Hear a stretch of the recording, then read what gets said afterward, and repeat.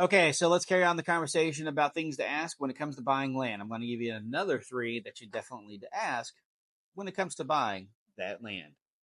Okay, so carrying on that conversation about buying land. And if you don't know, land is what I do. It's my specialty. This is Jason. That's who I am.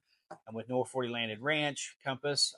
We are a division of North Realty Group that handles the residential side. So as we go through these, if you have any questions, please comment. Let me know. Like, subscribe. Let me know what things you need help with when it comes to land. So, okay, so another three things when it comes to buying land. Soil types. Now, if you remember, if you watched my other video, we were talking about utilities. This is where soil type comes into play for a couple of reasons. One is the soil type is important because if you do need a well, how far are they going to need to drill to get to that well? If they're going to be having to drill further down because they have to go through limestone or caliche or other materials to get to the land, that will increase your cost. The other reason why the soil could be important and well is actually important is because if you are going to need a septic system, how well will the soil allow a leaching field? That's a whole different conversation, by the way, when it comes to the septic and getting it taken care of as far as absorbing into the land. So, soil types are important. Number two, you know, I guess you could really say it's more about mineral rights. Do they convey?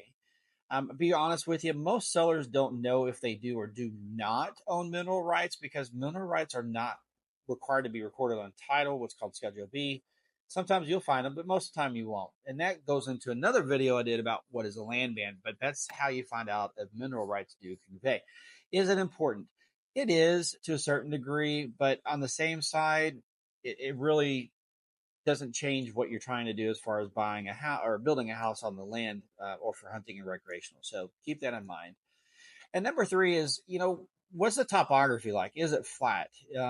Is it have a lot of depressions in the ground where water is being held?